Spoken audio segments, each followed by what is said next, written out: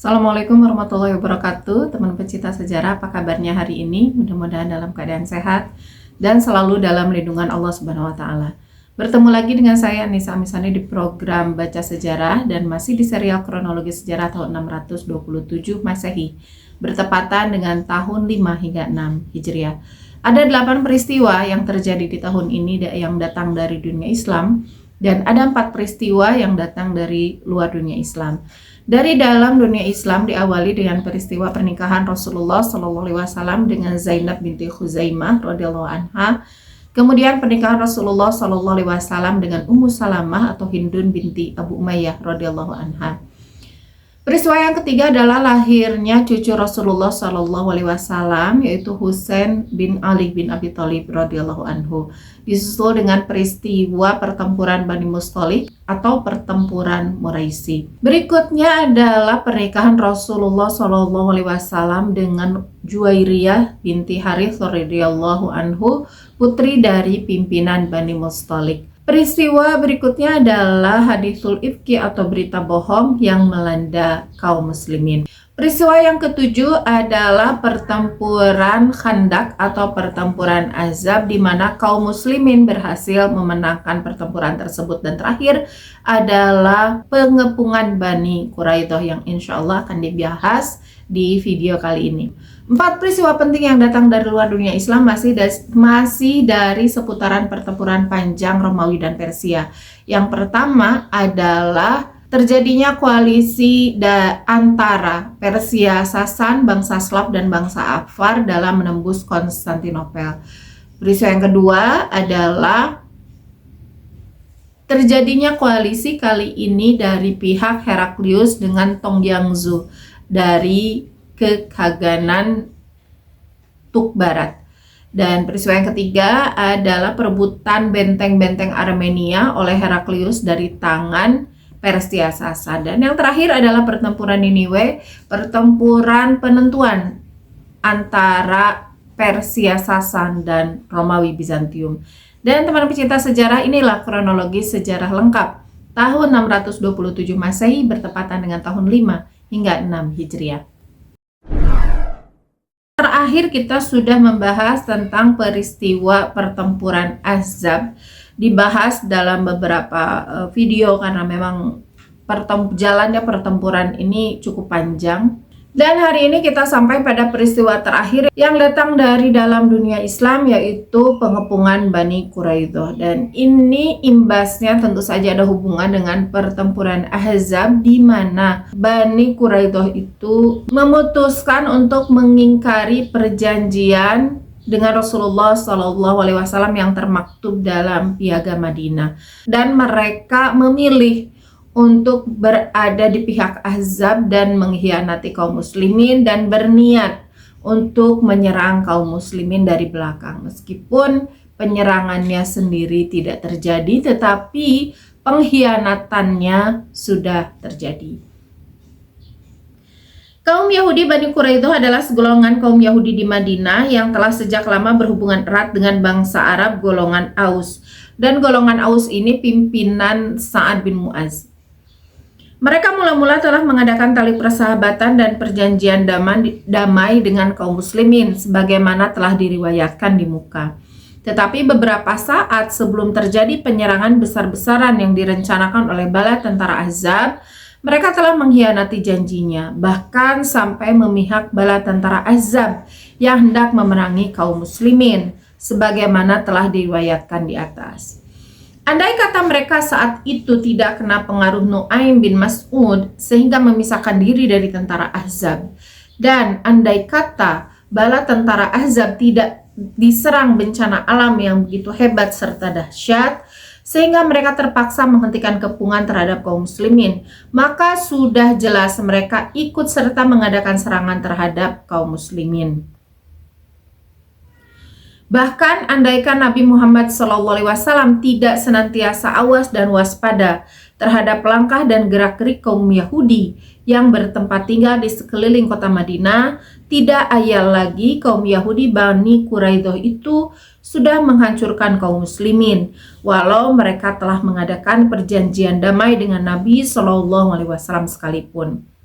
Karena itu, tindakan tegas terhadap mereka perlu dilaksanakan sebagai balasan atas perbuatan hianatnya itu. Jadi terakhir itu dikisahkan ketika pertempuran Bani Quraidah ya, kaum muslimin melihat padang atau tanah seberang Khandaq itu sudah tidak ada pasukan Ahzab. Yang tersisa hanya puing-puing bekas kemah mereka, kemudian kain-kain yang koyak yang mereka tinggalkan karena badai. Kemudian ada juga barang-barang juga yang tertinggal karena badai, barang-barang yang rusak. Tetapi tidak tersisa satu orang pun. Maka kaum muslimin bersiap kembali ke rumah-rumah mereka, termasuk Rasulullah Shallallahu Alaihi Wasallam. Rasulullah Shallallahu Alaihi Wasallam pun pulang ke rumah, kemudian meletakkan alat-alat perangnya ya, dan bersiap untuk membuka baju besinya. Baru saja beliau selesai membasuh wajah dan tangan beliau yang disediakan oleh salah satu istri beliau, tiba-tiba Jibril datang. Lalu ia bertanya kepada Rasulullah, "Wahai Rasulullah, apakah engkau telah meletakkan pedangmu?" Rasulullah menjawab, "Iya."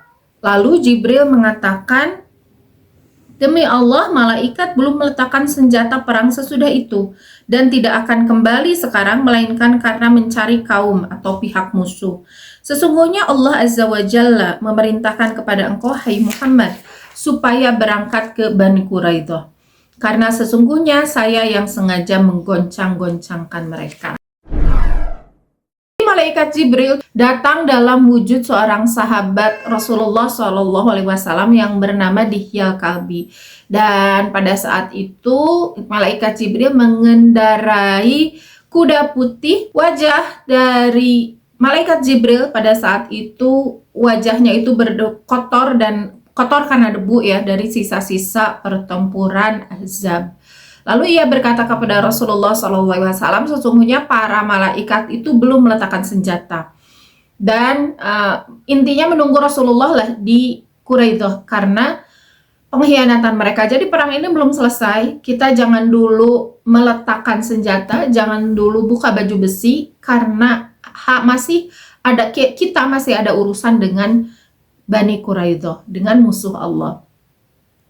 Sehingga Rasulullah Shallallahu Alaihi Wasallam yang tadinya bersiap mau membuka baju besi itu mengurungkan niat beliau, langsung beliau mengambil senjata lagi dan keluar dari rumah lalu mengumumkan kepada para sahabat sebuah instruksi sesuai dari yang diinstruksikan oleh Jibril alaihi salam. Rasulullah Shallallahu Alaihi Wasallam memanggil Bilal dan memerintahkan kepadanya supaya menyerukan kepada kaum muslimin yang sedang dalam keadaan letih dan payah karena baru saja datang dari perang Khandaq.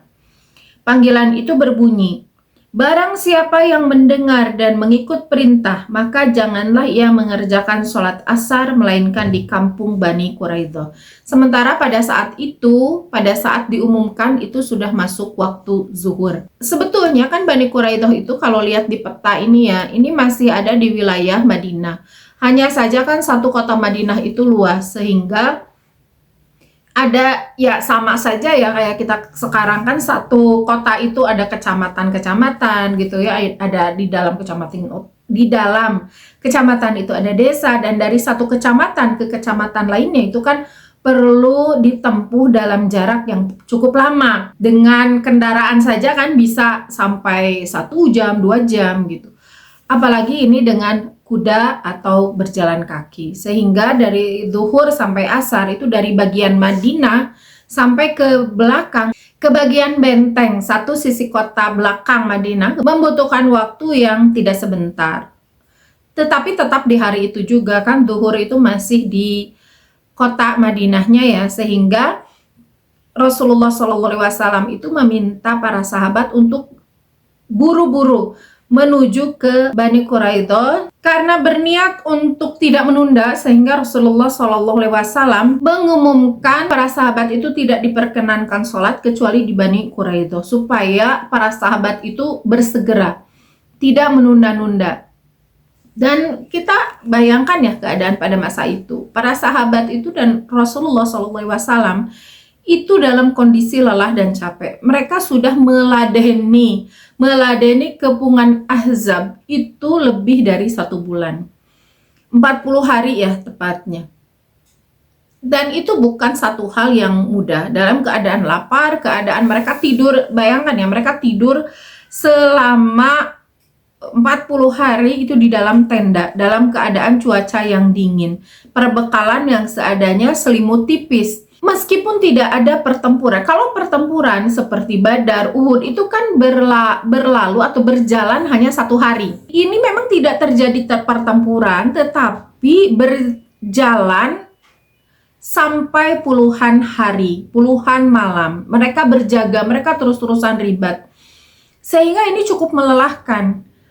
Dan ketika mereka pagi hari melihat bahwa Ahzab itu tidak ada, satu hal yang paling mereka harapkan adalah istirahat. Dan ini manusiawi ya, normal sekali.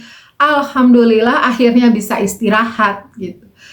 Namun ternyata kehendak Allah itu berbeda dengan kehendak manusia. Allah memerintahkan untuk tidak berhenti. Jadi perang itu masih jalan. Pertempuran itu masih berlaku. Ahzab itu belum selesai. Karena salah satu anggota Ahzab, salah satu anggota koalisi musyrikin itu masih ada di situ ya, yang belum selesai gitu. Ya, Quraisy sudah selesai, mereka pergi. Bani Asad juga sudah selesai, mereka pergi. Bani Ghatafan juga selesai, mereka pergi. Bani Quraidah masih ada di sana.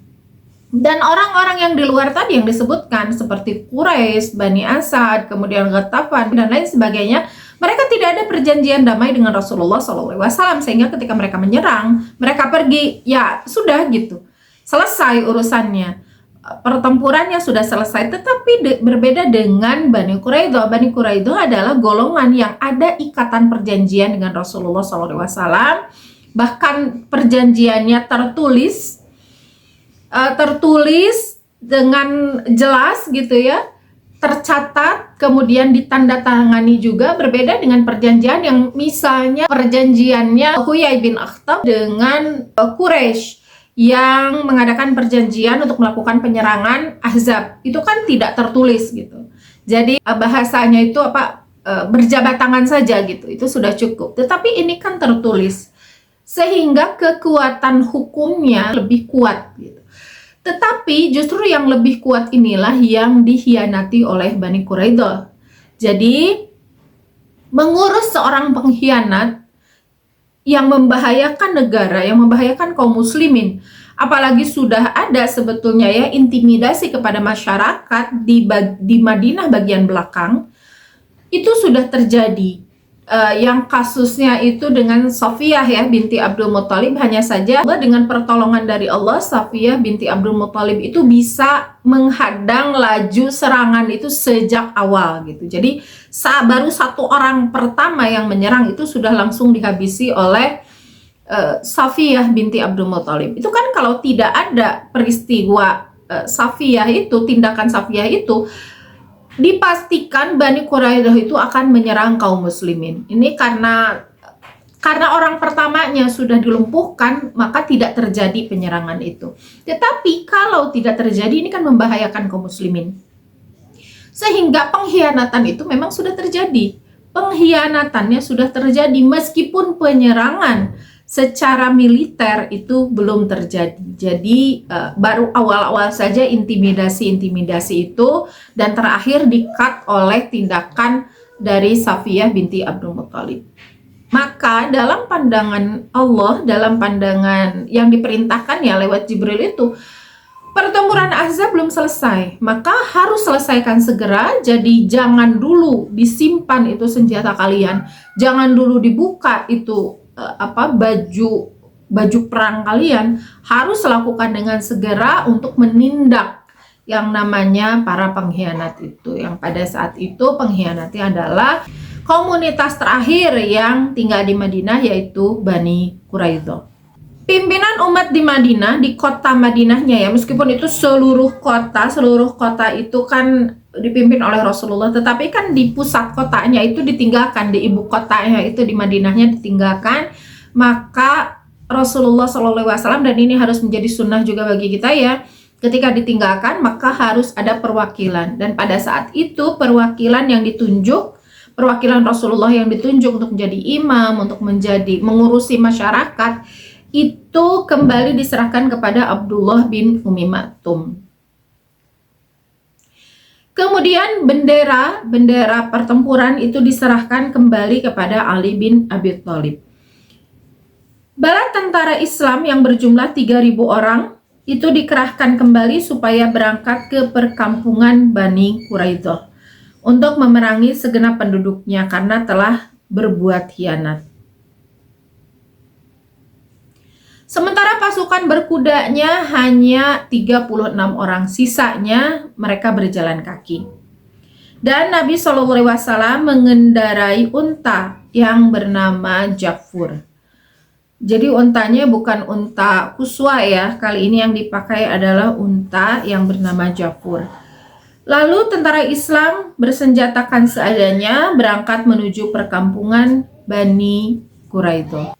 Bayangkan ya, ini dalam keadaan lelah, dalam keadaan capek, dalam keadaan mendambakan tempat tidur yang nyaman, mendambakan tidur yang nyenyak gitu ya. Ternyata harus dipending dulu sampai urusan dengan Bani Quraidah itu selesai. Letihnya itu bukan hanya letih fisik, tetapi juga letih secara mental. Jadi jenuh juga gitu ya.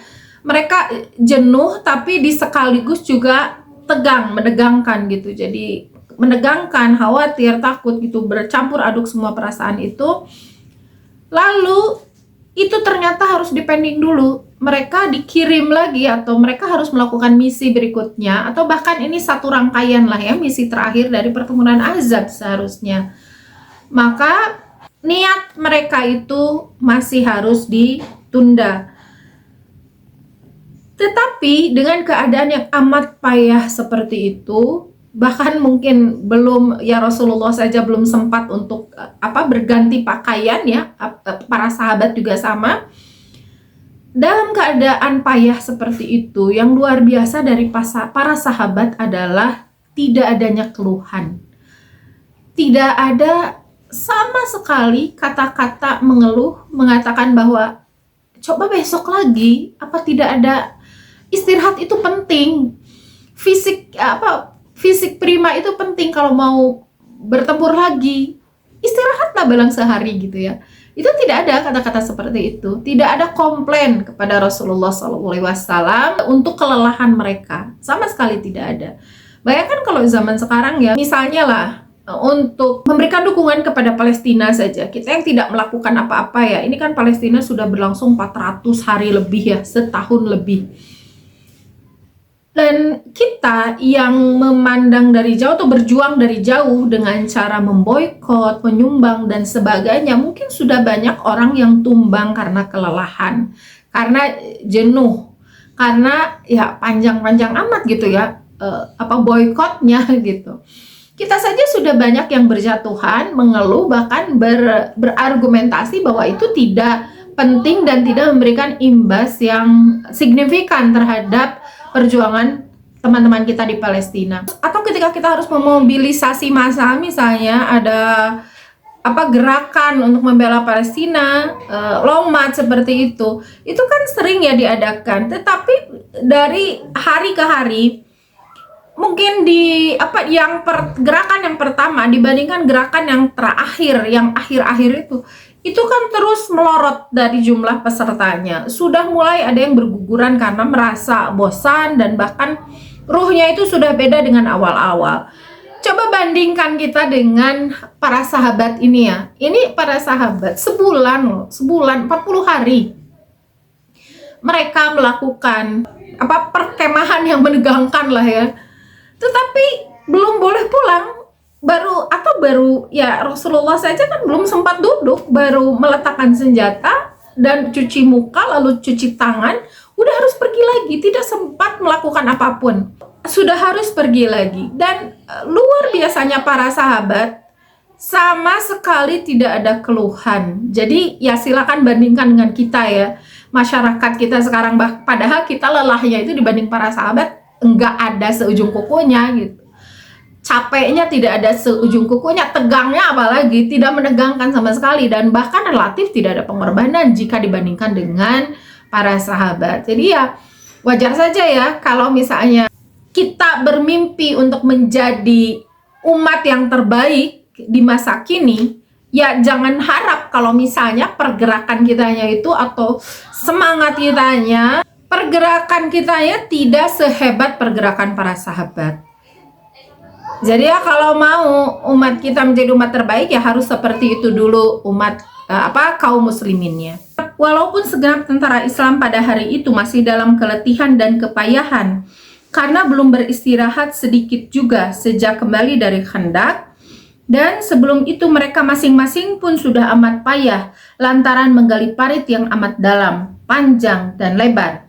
Tetapi mereka berangkat dengan ikhlas untuk memenuhi dan menaati perintah Nabi SAW.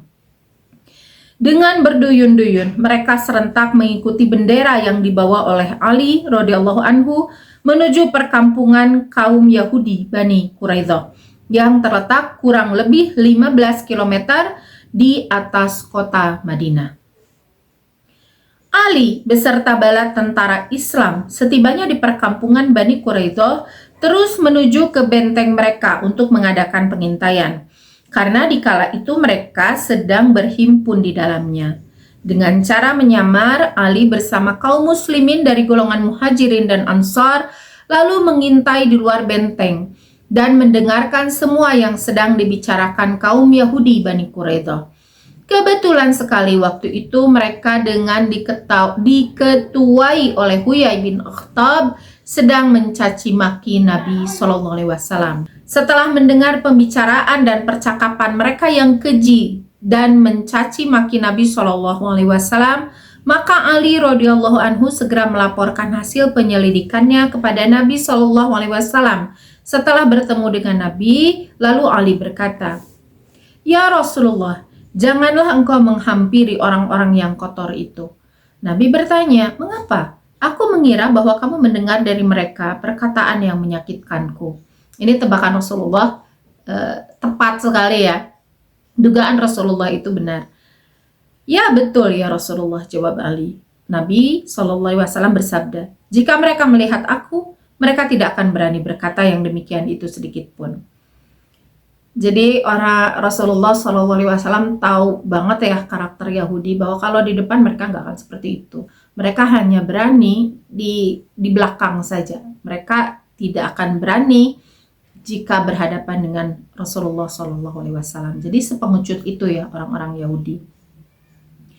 Lalu Nabi SAW mendekat ke benteng Bani Quraidah dan memanggilnya dengan sabdanya. Nabi SAW berbicara dengan agak keras supaya terdengar oleh Yahudi Bani Quraidah. Rasulullah bersabda, SAW,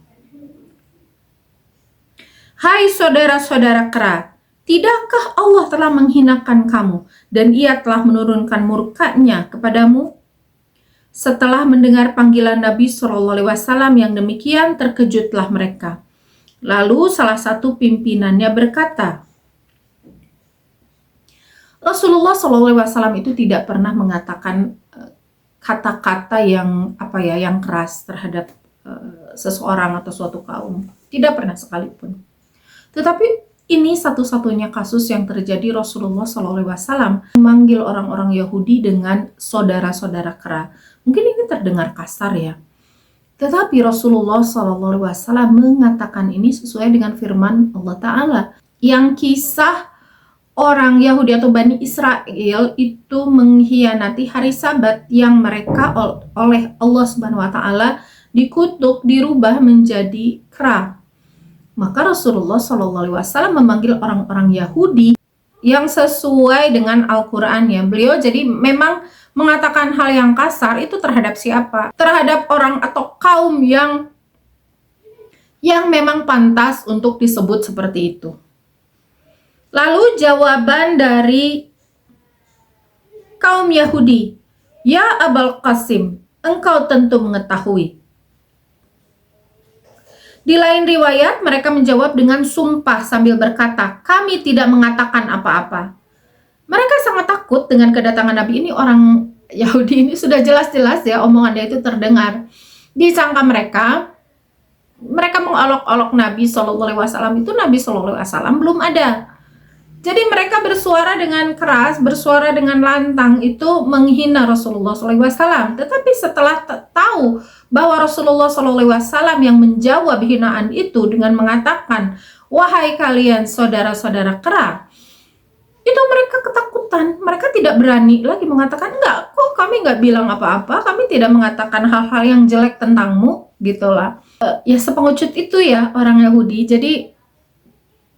Jadi kita jangan pernah lagi berpikir bahwa orang Yahudi itu hebat, orang Yahudi itu pintar. Tidak, yang betul adalah orang Yahudi itu pengecut. Ya kita lihatlah faktanya sekarang ya, yang di Israel itu yang Zionis ya. Ini ketika saya bicara orang Yahudi dalam konteks zaman Rasulullah itu berbeda dengan orang Yahudi dalam konteks zaman sekarang ya.